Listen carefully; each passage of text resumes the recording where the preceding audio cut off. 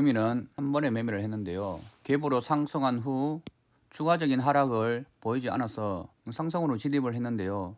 진입 시점이 너무 빨랐던 것 같습니다. 첫 번째 봉이 음봉이기 때문에 최소한 30분 정도는 이런 계속적인 음봉의 흐름이 나오는지를 확인하고 진입을 하는 것이 좀 더 안정적이지 않을까 생각합니다. 일반적으로 봉이 갭으로 뜬 경우 눌림을 주고 갭을 메우고 이렇게 다시 반등하는 경우도 있기 때문에 바로 진입을 한 것은 큰 위험을 감수하고 들어간 경우라 생각할 수 있습니다. 따라서 이런 봉이 갭으로 상승한 경우에는 좀 더 시장을 살펴보면서 저점대를 깨지 않는지 확인하고 이런 부분에서 진입을 하는 것이 맞지 않았나 하는 생각을 합니다.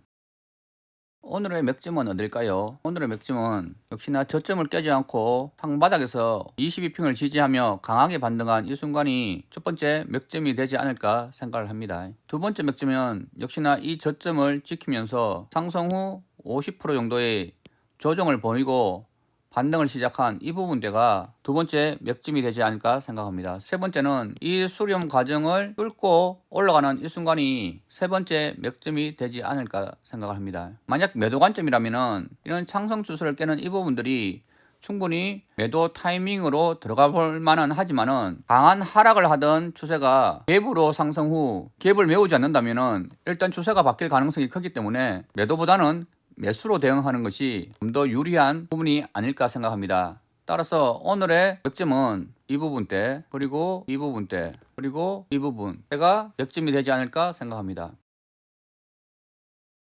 내일의 시장을 예상해 보도록 하겠습니다. 금일 강한 반등으로 인해서 추세가 바뀔 수 있는 모양을 만들었습니다. 하지만 이 반등은 다르게 해석하면 이 장기 상승 추세선을 깨고 반등이 나온 모양이 될 수도 있습니다. 따라서 아직까지는 여전히 이런 박스 구간 안에서 장이 흐르고 있지 않나 이렇게 생각을 하고요. 만약 상승 방향으로 올라가는 첫 번째 봉이라면은 최소한 이 하락 추세들을 뚫고 이 지점을 통과해서 지지하는 모양이 나와야 상승의 흐름이 되지 않을까 생각합니다. 따라서 오늘의 반등은 본격적인 상승을 향하는 반등보다는 장기 추세선을 깨고 반등한 그런 모양의 봉이 아닐까 생각합니다. 따라서 내일 만약 이런 식의 하락의 흐름이 나온다면은 결국 11선과 5일선이 N자로 무너지는 좀 더 가능한 하락으로 400포인트까지 무너질 수 있는 모양이라고 생각됩니다. 따라서 내일의 흐름은 추가적인 상승이 나와서 430포인트 언저리까지 온다면은 매도 대응을 해야 할 것이고, 만약 하락한다면은 첫 번째 이